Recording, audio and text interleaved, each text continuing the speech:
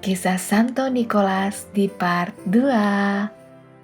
Santo Nikolas pun gigih memperjuangkan dan mempertahankan kebenaran iman ketika terjadi penganiayaan terhadap orang-orang Kristen. Umat di keuskupan Myra pun tanpa terkecuali ikut dikejar-kejar dan dianiaya. Sebagai seorang uskup, Nikolas juga ikut ditangkap, disiksa, dan dimasukkan ke dalam penjara bersama dengan banyak orang Kristen lainnya. Ia baru dibebaskan ketika Kaisar Konstantianus yang agung, yang saleh menduduki tahta kekaisaran. Bapak Uskup Nikolas juga gigih mempertahankan kemurnian ajaran gereja terhadap serangan bidah Arianisme. Ia hadir dalam konsili Nisea pada tahun 325 dan menjadi salah satu uskup yang merumuskan dan menandatangani Credo Niscea atau Syahadat Niscea. Berkat kerja keras Bapak Uskup Nikolas, keuskupan Myra tidak dipengaruhi sama sekali oleh ajaran sesat Arianisme. Menurut tradisi, Santo Nikolas dari Myra kemudian tutup usia dengan tenang pada tanggal 6 Desember 343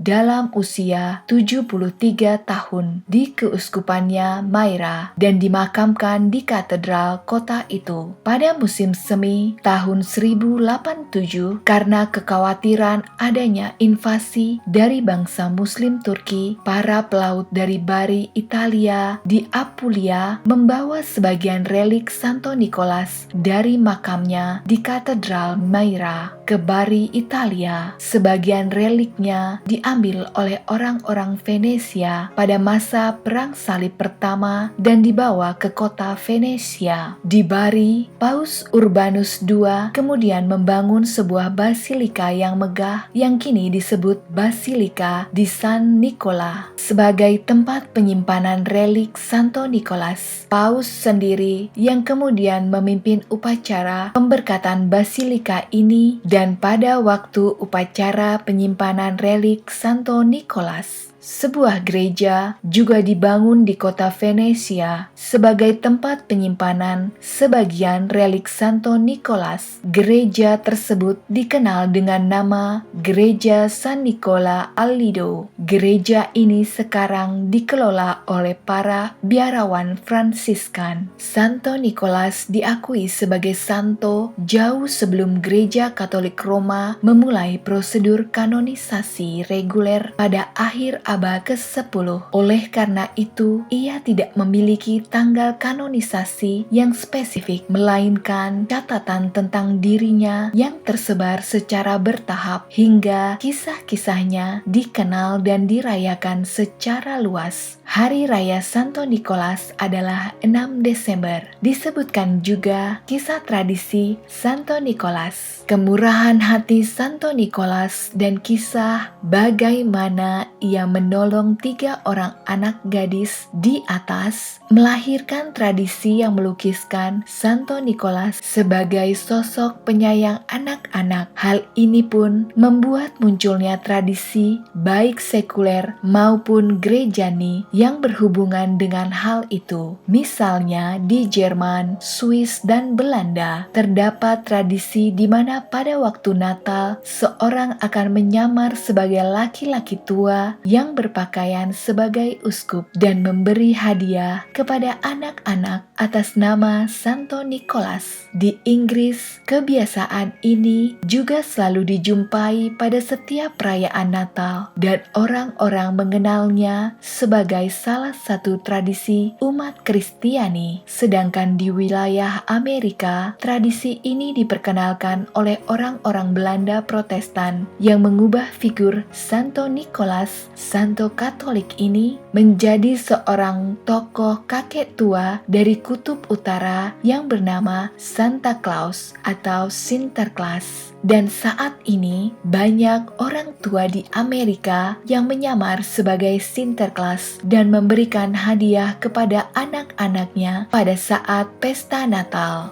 Istilah Sinterklas sendiri pada akhirnya mempunyai arti seorang dengan pakaian seperti uskup yang membagikan hadiah kepada anak-anak dan menguji pengetahuan agama mereka. Selain itu, Sinterklas juga membawa serta beberapa pelayan berkulit hitam atau lebih dikenal dengan istilah Pit Hitam yang bertugas menghukum anak-anak nakal. Tradisi pit hitam ini pun juga diambil berdasarkan kisah Santo Nikolas yang mengubah beberapa setan hitam menjadi pelayannya dengan tanda salib seperti yang sudah disebutkan sebelumnya. Demikian kisah dari Santo Nikolas yang di zaman modern ini kita menyebutnya sebagai Santa Claus atau Sinterklas yang baik hati, yang tulus memberi sesuai dengan kebutuhannya.